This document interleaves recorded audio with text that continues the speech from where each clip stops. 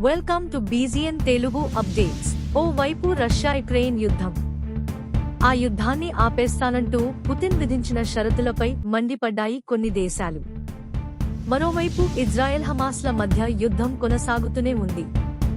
China Taiwan దేశాల మధ్య ఉద్రిక్తతల గురించి చెప్పాల్సిన పనే లేదు. ఇవన్నీ ఇలా ఉంటుండగానే కొందరు ఈ తరం నోస్టర్ డామస్లు అదిగో మూడో ప్రపంచం యుద్ధం అంటూ భయపెడుతూనే ఉన్నారు. ఈ నేపథ్యంగా తాజాగా విడుదల ఓ నివేదిక.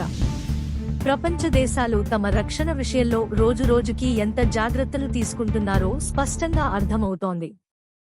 ఓవైపు తీవ్రమైన ఆర్థిక సంక్షోభంలో కొట్టుమిట్టాడుతున్నప్పటికీ రక్షణ కోసం ఆయుధాలను సమకూర్చుకోవడానికి మాత్రం పాక్ పెద్ద పీట వేస్తోంది. అందుకే తమ అణ్వాయుధాల సామర్థ్యాన్ని ఎప్పటికప్పుడు పెంచుకుంటూ వస్తోంది. తాజాగా Stockholm international PC research institute SIPRI వెల్లడించిన వివరాల ప్రకారం పాకిస్తాన్ దగ్గర 170 అణ్వాయుధాలు ఉన్నట్టు తెలుస్తోంది. పూర్తి వివరాలను ఈ వీడియోలో చూడండి. Like, comment, subscribe.